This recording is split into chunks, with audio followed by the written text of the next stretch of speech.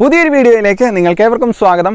അപ്പോൾ ഇന്ന് നമ്മൾ വന്നിരിക്കുന്നത് ഒരു അവലടയുടെ റെസിപ്പി ആയിട്ടാണ്. നമുക്ക് ബ്രേക്ക്ഫാസ്റ്റ് ആയിട്ടും അതേപോലെ തന്നെ ഈവനിങ് സ്നാക്കായിട്ടും നമുക്ക് ഉപയോഗിക്കാം.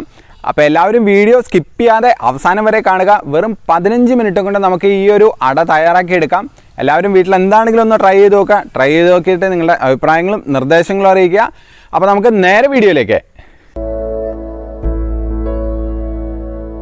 അവലട തയ്യാറാക്കാനായിട്ട് നമുക്ക് ആദ്യം ഒരു ബൗൾ എടുത്ത് അതിലേക്ക് 1 കപ്പ് അവൽ ചേർത്ത് കൊടുക്കാം. ഇനി അതിലേക്കൊരു അല്പം വെള്ളം ഒഴിച്ചു കൊടുത്ത് നമുക്ക് അവലൊന്ന് കുതിർത്തിയെടുക്കാം. അപ്പോൾ ഒരു 2 മിനിറ്റൊക്കെ ഒന്ന് കുതിർത്തിയെടുത്താൽ മതി. ഒത്തിരി നേരം നമുക്ക് വെള്ളത്തിലിട്ട് വെക്കേണ്ട ആവശ്യമില്ല. ഇനി അതിന് ശേഷം നമുക്ക് വെള്ളം ഊറ്റി കളഞ്ഞ് ഒന്ന് ഡ്രൈ ചെയ്തെടുക്കാം. അപ്പോൾ ഞാൻ ഇവിടെ വെള്ളാവലാണ് എടുത്തിരിക്കുന്നത്. നിങ്ങളുടെ കയ്യിൽ മട്ടാവലാണെങ്കിൽ അതായാലും മതി. അപ്പോൾ വെള്ളം ഊറ്റി കളഞ്ഞിട്ടുണ്ട്. ഇനി നമുക്ക് അവലൊന്ന് ചെറുതായിട്ട് കൈകൊണ്ട് തന്നെ ഒന്ന് പൊടിച്ചെടുക്കാം. ഇനി അതിനുശേഷം നമുക്കതിലേക്ക് 1 കപ്പ് വറുത്ത അരിപ്പൊടി കൂടി ചേർത്ത് കൊടുക്കാം. അപ്പം നിങ്ങളുടെ കയ്യിൽ അരിപ്പൊടിക്ക് പകരം നമ്മുടെ ഇടിയപ്പത്തിൻ്റെ പൊടിയാണെങ്കിലും അത് ചേർത്ത് കൊടുത്താൽ മതി. ഏത് പൊടിയാണെങ്കിലും വറുത്തതായിരിക്കണം. അതിന് ശേഷം നമുക്കിത് നന്നായിട്ടൊന്ന് യോജിപ്പിച്ചെടുക്കാം. ഇനി ഞാനതിലേക്ക് എരിവിന് വേണ്ടിയിട്ട് ഒരു 3 പച്ചമുളക്, ഒരല്പം കറിവേപ്പില കനം കുറച്ച് അരിഞ്ഞെടുത്തിരിക്കുന്നത്, സവാളയുള്ളി ഒരു മീഡിയം സൈസുള്ള കൊത്തി അരിഞ്ഞെടുത്തിരിക്കുന്നത്, 1 ടീസ്പൂൺ ജീരകം, ഇനി അതിലേക്ക് ആവശ്യത്തിന് ഉപ്പ്, അതിലേക്ക് ഒരു ചെറിയ കഷ്ണം ഇഞ്ചി കനം കുറച്ച് അരിഞ്ഞെടുത്തിരിക്കുന്നത്. ഇത്രയും ചേരുവകൾ നമുക്ക് ചേർത്ത് കൊടുത്ത് നന്നായിട്ടൊന്ന് മിക്സ് ചെയ്തെടുക്കാം. അപ്പോൾ കൈകൊണ്ട് തന്നെ നന്നായിട്ടൊന്ന് യോജിപ്പിച്ചെടുക്കാം. അപ്പോൾ ഞാനിവിടെ എരിവിന് വേണ്ടിയിട്ട് പച്ചമുളക് മാത്രമാണ് ചേർത്ത് കൊടുക്കുന്നത്. അപ്പോൾ നിങ്ങൾ ആ ഒരു എരിവിൻ്റെ അളവ് നോക്കിയിട്ട് പച്ചമുളക് കൂടുതൽ ചേർത്ത് കൊടുക്കാം. ഇനി നമുക്കിത് വെള്ളം ഒഴിച്ചു കൊടുത്ത് നമുക്കൊന്ന് കുഴച്ചെടുക്കണം. അപ്പോൾ അതിന് വേണ്ടിയിട്ട് ഞാൻ ഇവിടെ ഒരു 1/2 കപ്പ് നല്ല ചൂടുവെള്ളമാണ് ഒഴിച്ചു കൊടുക്കുന്നത്. അപ്പോൾ ചൂടുവെള്ളം അല്പാൽപ്പമായിട്ട് ഒഴിച്ചു കൊടുത്ത് നമുക്ക് നന്നായിട്ടൊന്ന് കുഴച്ചെടുക്കാം. അപ്പോൾ മാവ് ഒത്തിരി ലൂസായി പോവാതെ നമുക്ക് അല്പാൽപ്പമായിട്ട് വെള്ളം ഒഴിച്ചു കൊടുത്ത് കുഴച്ചെടുക്കാം. അപ്പോൾ നന്നായിട്ടൊന്ന് കുഴച്ചെടുക്കുക. അപ്പോൾ ഈ ഒരു സമയത്ത് ഉപ്പിൻ്റെ അളവ് നോക്കുക.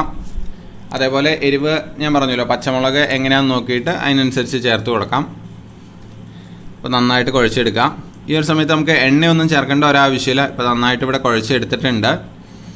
അപ്പോൾ ഈ ഒരു പരുവത്തിലാണ് നമുക്ക് വേണ്ടത്. അതിന് ശേഷം നമുക്ക് ഇത് ഓരോ ചെറിയ ബോളായിട്ട് നമുക്ക് ഉരുട്ടിയെടുത്ത് ഇത് നമുക്ക് വേവിച്ചെടുക്കാം. അപ്പോൾ അതിന് വേണ്ടിയിട്ട് ഞാനൊരു വാഴയില എടുത്തിട്ടുണ്ട്. അതിലൊരു അല്പം എണ്ണ ഒന്ന് സ്പ്രെഡ് ചെയ്ത് കൊടുത്തിട്ട് നമുക്കൊന്ന് ഇതിൽ വെച്ചിട്ട് പരത്തിയെടുക്കാം. അപ്പോൾ ഈ ഒരു വാഴയില പരത്തിയെടുക്കാൻ വേണ്ടി മാത്രമാണ് ഉപയോഗിക്കുന്നത്. അപ്പോൾ നമ്മളിത് പാനിൽ വെച്ചാണ് തയ്യാറാക്കുന്നത്. അപ്പോൾ നമുക്കൊരു ബോൾ സൈസിൽ അതൊന്ന് ഉരുട്ടിയെടുക്കാം.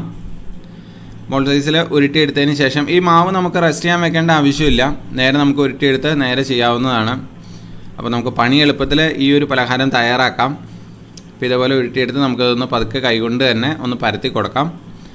അപ്പോൾ നിങ്ങളുടെ കയ്യിൽ വാഴയില ഇല്ല, അലൂമിനിയം ഫോയിൽ ഉണ്ടെങ്കിൽ അലൂമിനിയം ഫോയിലിൽ ഒരല്പം എണ്ണ ഒന്ന് സ്പ്രെഡ് ചെയ്ത് കൊടുത്തിട്ട് അതിൽ ഇതേപോലെ പരത്തിയെടുത്താലും മതി. അപ്പോൾ ഇതിവിടെ പരത്തിയെടുത്തിട്ടുണ്ട്. ഇനി നമുക്ക് ചെറിയ ഒരു 2-3 ഹോൾസ് ഒന്ന് ഇട്ട് കൊടുക്കാം. അപ്പോൾ അതെന്തിനാന്ന് പറഞ്ഞു കഴിഞ്ഞാൽ നമ്മൾ ഈ ഒരു പാനിൽ ഇട്ട് കൊടുത്തതിന് ശേഷം അതിൻ്റെ ഉള്ളിലേക്ക് അല്പം എണ്ണ ഒഴിച്ചു കൊടുക്കുന്നതിന് വേണ്ടിയിട്ടാണ്. അപ്പോൾ നമുക്ക് പാൻ ഗ്യാസിൽ വെച്ച് കൊടുത്തിട്ട് ചെറുതായിട്ട് ചൂടായി കഴിയുമ്പോൾ നമുക്ക് പാനിലേക്ക് ഈ ഒരു അട ഇട്ട് കൊടുക്കാം. പിന്നെ ഇതേപോലെ ഫ്ലിപ്പ് ചെയ്ത് കൊടുത്തിട്ട് നമുക്ക് അട വേവിച്ചെടുക്കാം. ഇനി അതിന് ശേഷം നമുക്ക് ഇതിലേക്ക് ഒരു അല്പം എണ്ണ ഒഴിച്ചു കൊടുക്കാം. ഞാൻ ഇവിടെ ഗ്യാസ് ലോ ഫ്ലെയിമിലാണ് ഇട്ടിരിക്കുന്നത്. അപ്പോൾ നമുക്കിതിലേക്ക് ഞാനിവിടെ വെളിച്ചെണ്ണയാണ് ഉപയോഗിക്കുന്നത്. അപ്പോൾ നമ്മൾ ആദ്യം ആ ഹോൾസ് ഇട്ടിട്ടുണ്ടല്ലോ, ആ ഒരു ഏരിയയ്ക്ക് നമുക്ക് ഒരല്പം എണ്ണ ഒഴിച്ചു കൊടുക്കാം. അപ്പോൾ അതിൻ്റെ അടി കത്തിപ്പോവാതെ നന്നായിട്ട് കിട്ടുന്നതിന് വേണ്ടിയിട്ടാണ്. അപ്പോൾ ആ ഒരു എണ്ണയിൽ കിടന്ന് വേകുമ്പോൾ നല്ലൊരു ടേസ്റ്റാണ്. ഒത്തിരി എണ്ണ ഒഴിച്ചു കൊടുക്കേണ്ട ആവശ്യമില്ല. ഇനി അതിൻ്റെ സൈഡിൽ കൂടെ നമുക്ക് ഒരല്പം എണ്ണ ഒന്ന് സ്പ്രെഡ് ചെയ്ത് കൊടുക്കാം. അപ്പോൾ വെളിച്ചെണ്ണ ഉപയോഗിക്കുകയാണ് നല്ലത്.